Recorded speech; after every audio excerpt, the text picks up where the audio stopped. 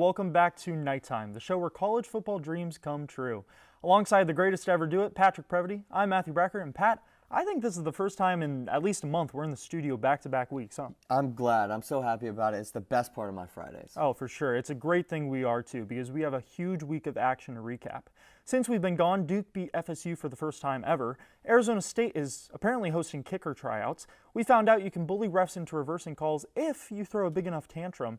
And Georgia beat #1 ranked Texas, with Carson Beck looking like a future NFL bench rider. Oh. But like always, we got to talk about this UCF game first. Yeah, with the Knights on a 3-game losing streak, they welcomed in Iowa State to their home field. Now, it would be UCF getting on the board first with a goal line touchdown from Ja'Cory Brown, but it would be Iowa State answering back in a big way on this Carson Hasten 57-yard touchdown, stretching into the end zone.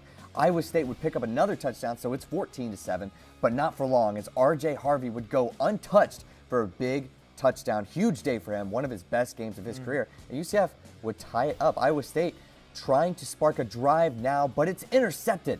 Brandon Adams, the senior defensive back, having a solid season, and this return would go 63 yards to the house. Big play. Now, start of the third, UCF 21-14. Ja'Cory Brown might not have looked great passing, but this dude can run the ball. 154 yards on 13 carries with 2 touchdowns on the day, picking one up here on a 67-yard run. Now, Iowa State would pick up a score on the ground with Beck, and now they'll get one through the air, as it's a touchdown to Jaden Higgins, but they're going to miss the extra point. It's blocked, so it's still UCF 28-27. Now, Iowa with the ball again. Beck is going to fire this pass on 3rd and 11, but it is picked off, jumped by Braden Marshall, the sophomore defensive back, and he's going to take this 70 yards for a pick 6, or so you think. He's going to celebrate too early, drop this ball, and they'll call it a fumble. What do you think here? Shades of Deshaun Jackson. I haven't seen that in a while. Now, they'll still capitalize. R.J. Harvey will walk it into the end zone here. 2 touchdowns on the day. Great day for him. But a minute ago, a PI call would set up Iowa at the goal line, and they would punch it in, taking back the lead. Now, UCF forced to pass. Come on, you know we don't do that around here. It's picked off, and we are going to lose this one 35-38. And this was a game, you know, I thought we might have looked the best we have in a long time. Losing is still losing no matter what, of course. But we went toe-to-toe with a top 10 team in the country, and you got to feel some pride in that. And we could not pass the ball whatsoever, unfortunately. 62 yards through the air. You'd think we would have more with, you know, rushing the ball for over 200 yards again this year, but they weren't able to get anything going through the air. But now we're going to welcome in Justin Barnes. Thank you for joining the program to talk more about UCF football and the game last Saturday. With UCF keeping it close against Iowa State, do you think that they are finally getting it together, or was this performance more of a flash in the pan? Now, I don't want to play middleman here, but I think it's a possibility that it could be a bit of both, right?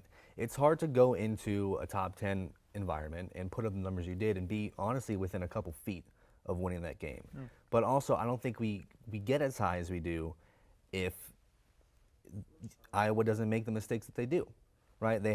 We had 2 touchdowns off of interceptions from Beck, right? So I think we are starting to gel together as a team. We are starting to put up performances against these better programs, but I'm excited to see what we can do against BYU. Yeah, you know, I mean, it was a tough circumstance too. It's Ja'Cory Brown's first start, you know, on the road against a top 10 opponent. It was never going to be a walk in the park for him, which brings, you know, me to my next question here. Ja'Cory Brown, not great day passing, but pretty solid on the ground here. What do you think of his performance in this game? Using the legs, gotta love it when a quarterback's mobile like that. But you're a quarterback, right? You're not a running back. You gotta learn how to push the ball downfield. Yeah. And if he doesn't do that, then he's gonna have a lackluster career or maybe even a short career as a quarterback, right? He needs to learn how to push it to our playmakers, right? Because we don't want to be one-dimensional. That's the last thing you want to do as a team is give the defense something to defend, right? It's pretty much tell them, hey, we're going to run the ball. I think that we would have had, you know, better performances if we were more of like an option team and he had more of an opportunity to use his legs. But he needs to learn how to push the ball downfield. Yeah. Now, moving into BYU, what exactly does UCF need to do to come out with a win? I think Gus needs to look at the tape, see what he did right, and try to replicate it. Right now, it's hard to replicate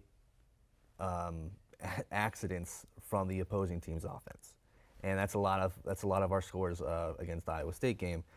But see what we did on the ground. See what we didn't do, I should say, passing the ball, and just try to improve on that. Right. Now, what do you think is going to happen in this one? What are your expectations for this homecoming game? Yeah, as you said, it's a homecoming game. UCF, for whatever reason, they decide to upset whatever team we play on these big games, like the space game, the homecoming game, the first bounce. We always seem to, at least if not win, put up a pretty good performance, right? I'm expecting a good game. We're playing a BYU team who isn't doing a good job running the football, and on our side, we're not doing a good job passing the football. Those are two very one-dimensional offenses, and the defenses are going to have a good time trying to defend each other. But I think UCF is currently favored to win the game. I don't know. I'm not sure why the bets makers or the odds makers say that, right, but especially against a number 11 team. But I am expecting a pretty good game at the Bounce House. Okay, so as of right now, would you say that Ja'Curry Brown's play has been better than KJ Jefferson, or was it a mistake to swap them? I don't think it was a mistake to swap them, because Ja'Curry Brown is younger than KJ Jefferson. You have to plan for the future if you're a coach. KJ Jefferson, I think he's a senior, right? This is his last year in college football, so making that swap was a good idea. Yeah, no, for sure. Now, final question. Are you still on the Gus bus? Now, when I was driving in today, I actually saw the Gus bus that we have on campus, and it just made me remember, like, I'm still on this coach's side. All right, it's only our third year in the Big 12. We need an experienced coach like Gus Malzahn to lead us into at least relevancy within this conference. And experience, you can't get that anywhere. You can't just go to a random coordinator and get experience. Gus Malzahn is as experienced as they come. He's the former, went to the national championship with Auburn. I'm still on his side. I think if he doesn't get us at least 10 wins in the next 2 years, then maybe I'd say, all right, we got to step away from him. But I do like Gus Malzahn. I want him to stay around for a while. Well, patience is definitely key. Thank you, Justin, for coming on today. Now we check in on Kenny with an update on men's college basketball. Thanks, guys. Since the final buzzer sounded in the NCAA tournament in March, there's been a lot of mixing and moving in the college basketball universe. As we take a look at this year's preseason poll from the Associated Press, we have the Kansas Jayhawks coming in at number 1. This is the program's 5th time earning a number 1 ranking, and they are led by their star big man, Hunter Dickinson. Dickinson was crowned the preseason player of the year for the 2nd straight season, coming off an impressive showing of 18 points and 10 rebounds per game in his first year at Kansas. For the Jayhawks, they look to avenge a disappointing loss in the 2nd round of last year's national tournament to Gonzaga. Players poised to make a new impact are forward A.J. Storr and guard Rylan Griffin, both transferred from Wisconsin and Alabama respectively. Moving on, we have the back-to-back reigning champion UConn Huskies at number 3. The Huskies posted an astounding 37-3 record last year, which is a new school record for wins. After their national championship victory in March, there were rumors circulating about head coach Dan Hurley potentially making the jump to the NBA to coach LeBron James and the Los Angeles Lakers. However, Hurley opted to stay home, signing an extension that will keep him in Connecticut through 2030. This season, the Huskies look to win a 3rd straight title, something that has not been done since the UCLA Bruins won 7 in a row from 1967 to 1973. Now for your Knights, who did not make the top 25, posted a 17-16 record last season, notably defeating the number 1 ranked Kansas Jayhawks at home. Head coach Johnny Dawkins has had his best transfer class in his time at UCF this offseason, giving the Knights their best shot at making the NCAA tournament since 2019. Returning players like Jalen Sellers and Darius Johnson will have to set the tone for this team. However, last Sunday, Jalen Sellers went down with an apparent back injury against FGCU, posing a question for how the Knights will respond going into their first game of the season on November 4th against Texas A&M. That's all I have. Back to you guys. Thank you, Kenny. Big blow for UCF hoops with the Sellers injury, but they'll look to get their first regular season win against Texas A&M on November 6th. But into college football we go, more specifically to the 3rd Saturday in October. Tennessee's first drive of the game, they're taking on Alabama. Now, this is obviously a big deal for both teams because it's a huge rivalry. Huge. They give it to Deleon Sampson, one of their best running backs to start, in the nation. Yeah.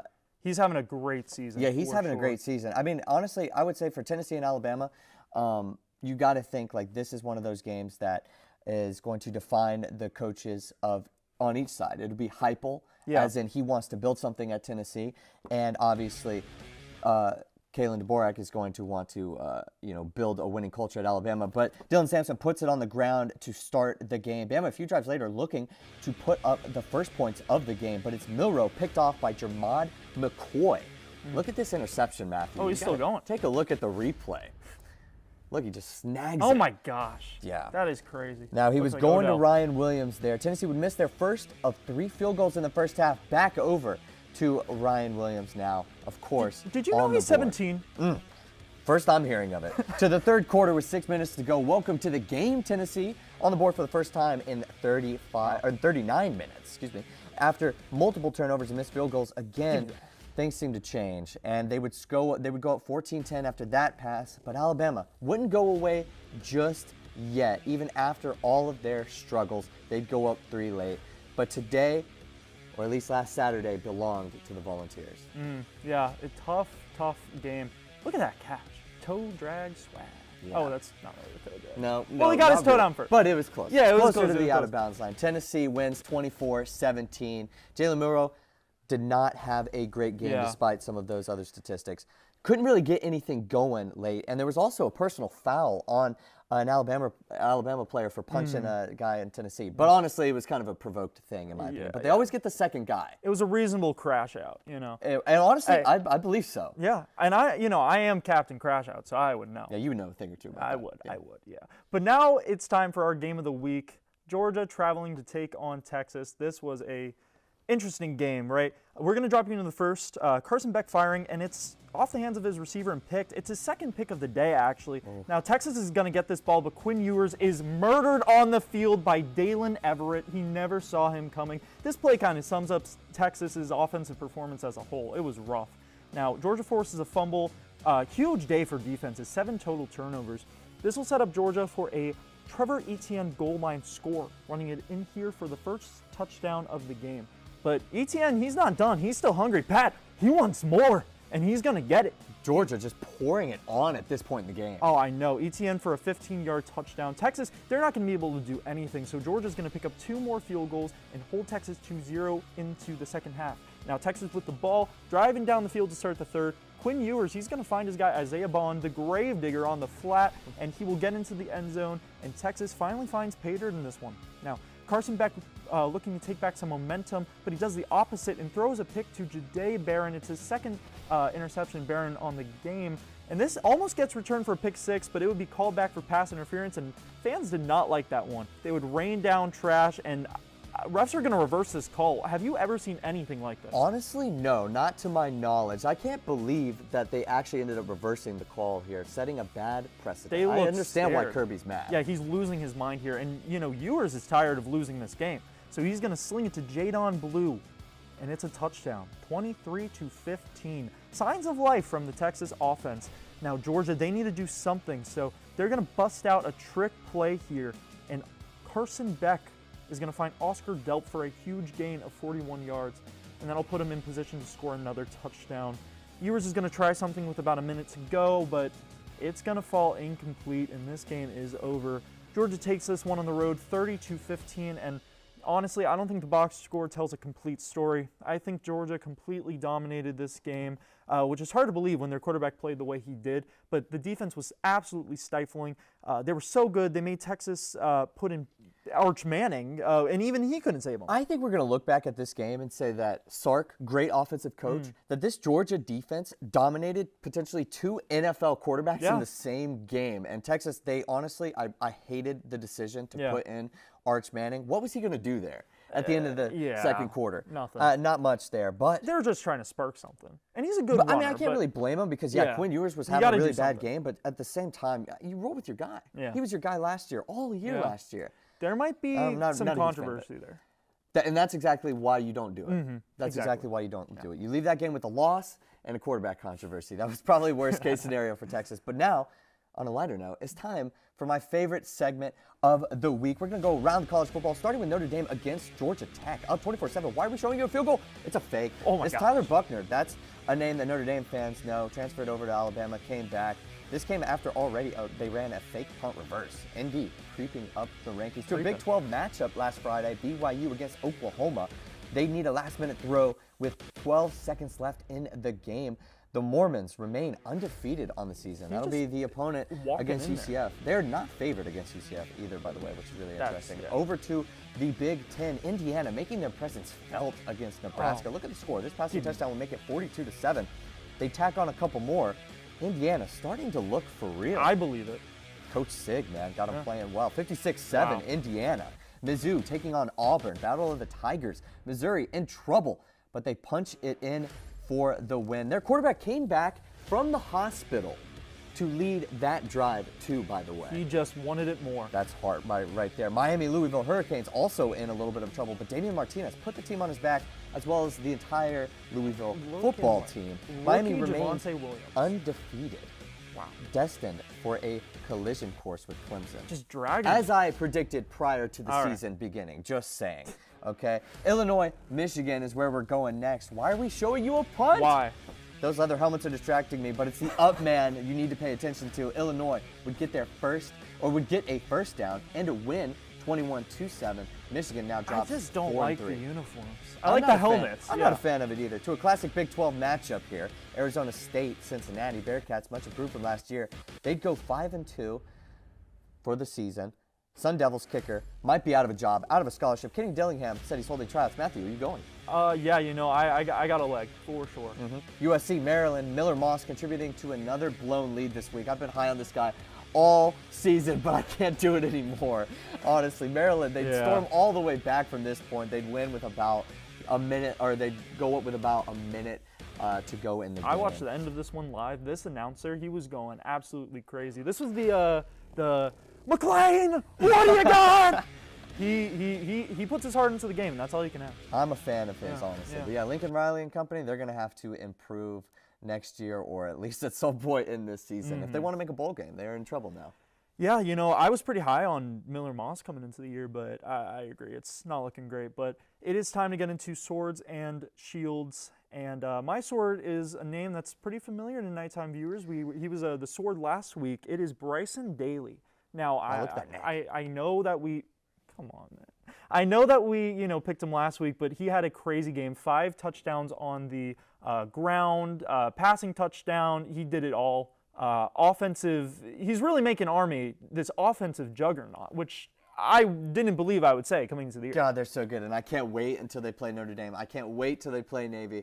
This guy is really good. Is he the first 2-time sword winner on nighttime? I think he might be. He might be. Yeah. Well, mine was a defensive player because I don't like doing this exercise. So this is my silent protest over to Justice Covert. I actually, no, I love this segment. But Deshaun Peele, he scored 2 touchdowns against Charlotte, I believe that is. Wow. So I think that's enough to give a defensive player a sword for the week. I gave the pick sixes. That's pretty good. Colorado O-line a shield, So I gave the Oklahoma punter a shield as well. But that was justified. He won them that game. Yeah, that is Houston. true. Actually, Houston turns out to be one of the worst teams in college football. We got to move over to the actual shield. Yes. So my shield for this week is Nick Eman from South Carolina, and he had a pretty great game over there. 11 tackles, 2 interceptions, and a touchdown. He was doing it all for his squad. My shield this week, cornerback out of Kansas, Kobe Bryant. 3 interceptions on the day. Dude, he's leading the Big 12 in interceptions too, by the way, if that wasn't already pretty obvious. So he's one of the best lockdown corners in the conference and probably in the country. 3 interceptions. You do not see that often. Yeah, that is rare. But is he going to lead his team to a Big 12 championship? Oh. He might lead the country, but he won't lead his team to victory. Kansas is rough. But anyways, that is all the time we have for this segment. So let's head over to Edgar Rodriguez and Patrick Deleon for their opinion on the state of UCF men's soccer. Thanks, guys. So, Edgar, UCF men's soccer, we were #1 in the nation last year.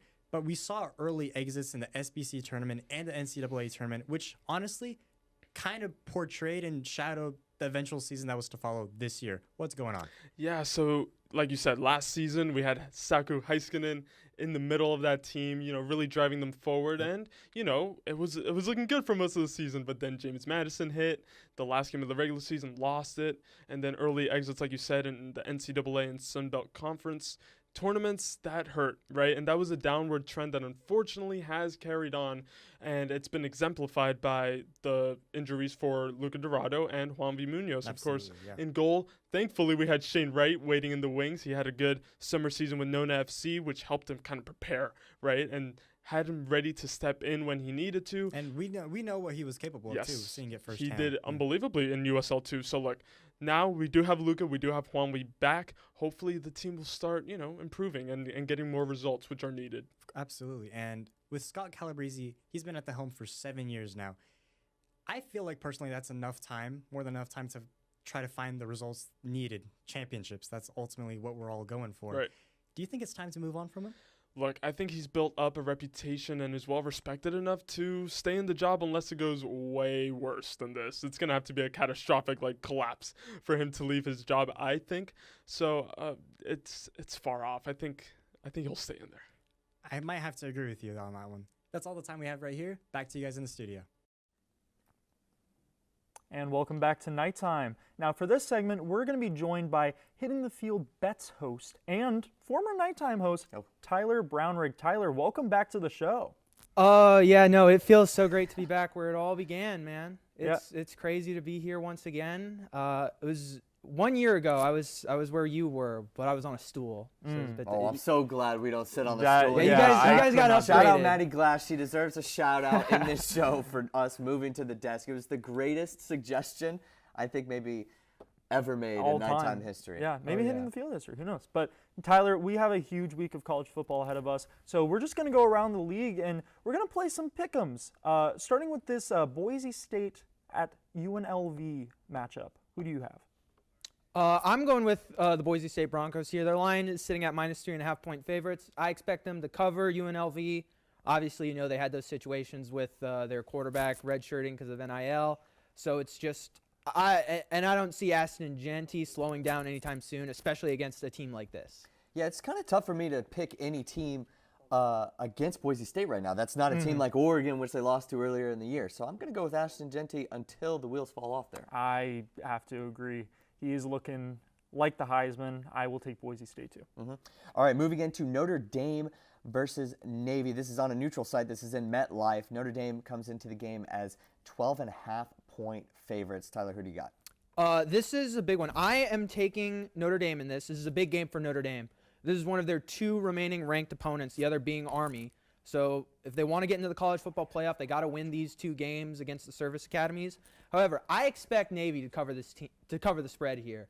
This is a great triple option team, and their quarterback, Blake Horvath, has 20 total touchdowns on this year, 10 through the air, 10 and on the ground. And his line for over a touchdown pass is sitting at -138. I think that's a lock, right? He has thrown a touchdown pass in every game this season except for one. So, but I think Notre Dame takes it, but Army will cover. Or Navy, will cover. Loki, this might hurt you, but let's just have some fun. I'm on upset alert. I'm gonna take Navy here. Neutral site. I think we'll play into that a little bit. And Navy, they're looking hot. And I mean, Notre Dame lost to Northern Illinois. They're running fake punts, fake field goals up by a ton because that's a sustainable offense. I'm just saying. This is definitely an upset alert game. I would agree. Isn't it great that we're getting a great Navy Notre Dame game in 2024 against both service academy teams? Just really good. I actually do think the Navy will cover, but I don't really think I can pick Notre Dame to lose this game. But moving into college game days, game of the week, Indiana taking on Washington. Indiana is 6.5 point favorites, and they looked pretty good last week against Nebraska. Tyler, what's your lean? I'm still going to stick with the Hoosiers. I think they keep their undefeated season going. Now, I understand Curtis Rourke is out with an injury. He will not be playing in this game, so look for Jordan Ellison to have a huge game on the ground. His line for rushing is 58.5 yards at -114. He's hitting that way over. That's free money right there, I'm telling you. expect to hear his name a lot. We saw it against Nebraska. We're going to see it again against Washington. Yeah, I agree. I think Indiana's going to take this one. This game kind of does scare me a little bit with Indiana not having their starting quarterback, but they looked so good all around last week. I'll take Indiana here against Washington. Next, we're going to move into Oregon taking on Illinois and a new kind of Big Ten matchup here. Oregon 21.5 point favorites now. That line continues to grow. Tyler, who do you think? I'm sticking with Oregon here, but this is my biggest upset alert game, I will say, all right? Luke Altmaier has been having a all Big Ten level season. He is tied for the lead in touchdown passes with 15, Dylan Gabriel and Curtis Rourke being the other two quarterbacks he is tied with. But Oregon, they have a real three-headed monster on offense. Obviously, they're led by Dylan Gabriel, amazing quarterback who at both UCF and Oklahoma, and now here at Oregon. And they have wide receiver Tez Johnson and running back Jordan James. So it is just a completely versatile offense that can kill you in a number of different ways. But I think Illinois can cover this spread here, 21.5, and this is the biggest upset alert for me. All right, well, let's go into the game of the week here on Nighttime. Number 8, LSU taking on number 14, Texas A&M. I'm going to start first. I'm going to go with LSU. I think Texas A&M creeping up the rankings right now as well, just as Notre Dame is, since that Week 1 bout between them. I just am not really buying it too much. LSU's offensive line, 2 sacks all year given up. Yeah. They'll protect their quarterback. They'll get him right. I think they'll score enough points to win this game against Texas A&M. Give me LSU. I agree. I'm going to take LSU as well. I really like what Nussmeier's doing as the season's progressing. I think that they're going to take this one. Awesome. Tyler. I'm going with Texas A&M here. Now, you mentioned LSU offensive line has only given up 2 sacks. They've actually given up no sacks when it's 5 or less rushers. Will Campbell, especially their star left tackle, he has been outstanding this year. A key matchup in this game, I expect, Nick Sorton versus Will Campbell. Watch that. That, I think, will be the deciding factor of this, but I got A&M taking this one. All right, well, we're running out of time, so we're going to have to run through the rest of these games super quick. One-word answers, and it better be the team that wins, Tyler, okay? We're going to follow the rules here. Number 5, Texas, at number 25, Vandy. Vanderbilt. I'll never pick Texas. That's ridiculous. I forgot that you were an Oklahoma Sooners fan. All right, Matthew, go. Moving on. Okay. Number 15, Alabama versus Missouri. Give me Mizzou. Bama is not it. I could see that. 22, SMU, 11.5-point favorites at Duke. SMU. Okay. Penn State at Wisconsin. Penn State is an easy one. Oh, is it? Watch out. Watch out. I'm just saying. That might be my upset alert. I've been waiting on Penn State to keep losing. Kansas versus number 16, Kansas State. I like Kansas State. Avery Johnson, great quarterback. Okay. Oklahoma versus Ole Miss. The season is over. It is Ole Miss. I am just sad about Oklahoma right now. That's rough. Well, the defense is still pretty good. Yeah. Defense is good. Yeah. Shout out Danny Stutzman. Michigan State at Michigan. Michigan's 3.5-point favorites here. I'm going with Michigan State. Still reigning national champs. It's a good team overall. Okay. Cincinnati at Colorado. Give me the Buffs. Travis Hunter is making his mark this game for the Heisman. Cincinnati's looking good. Cincinnati's 5-2. UCF favored versus BYU. Give me BYU by 1 billion. Oh, I disagree. Give me UCF, and I'm like saying that for real. in a close game. Actually, I don't think this game will be close, even a little bit. Really? No. With a one-dimensional as we are, no vertical passing threat against a top 10 team again. No. Goodness gracious. Okay, last one. Ohio State taking on Nebraska. Essentially, does Ohio State cover this game? I believe so. I believe Ohio State will cover this. Indiana coming off an embarrassing loss. I think Ohio State keeps giving them the hurt. Awesome. Well, thank you so much, Tyler, for returning to the old stomping grounds of Nighttime. For Patrick Deleon, Edgar Rodriguez, Kenny, Justice Covert, Shay, All-State Danny, and my co-host, Matthew Brecker. I'm Patrick Previty. We will see you guys again next Friday.